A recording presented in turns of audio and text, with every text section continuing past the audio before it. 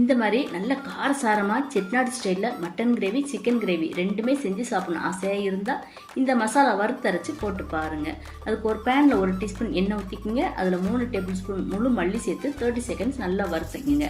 அது கூட 2 டீஸ்பூன் சோம்பு, 2 டீஸ்பூன் ஜீரகம், 3 டீஸ்பூன் மிளகு, கொஞ்சமாக முந்திரி பருப்பு, 10லேருந்து 15 காஞ்ச மிளகா வத்தல், 1 டீஸ்பூன் கசகசா, சிறு துண்டு பட்டை, 7 கிராம்பு, 3 ஏலக்காய், பாதி அளவு அன்னாச்சிப்பூ, கொஞ்சமாக கல்பாசி, கொஞ்சம் கறிவேப்பிலை, 1/4 கப் துருவன தேங்காய், இது எல்லாம் சேர்த்ததுக்கப்புறம் மிதமான தீயில நல்லா வாசம் வர வரைக்கும் வறுத்துக்குங்க.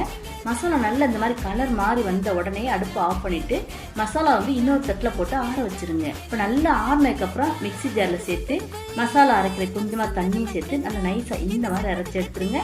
இது 1 கிலோ மட்டன் அல்லது 1 கிலோ சிக்கனுக்கு இந்த மசாலா கரெக்டாக இருக்கும். அவ்வளவுதாங்க. மணக்க மணக்க மட்டன் வறுவல் சிக்கன் வறுவலுக்கு ஏற்ற அசத்தலான செட்டிநாடு மசாலா ரெடி.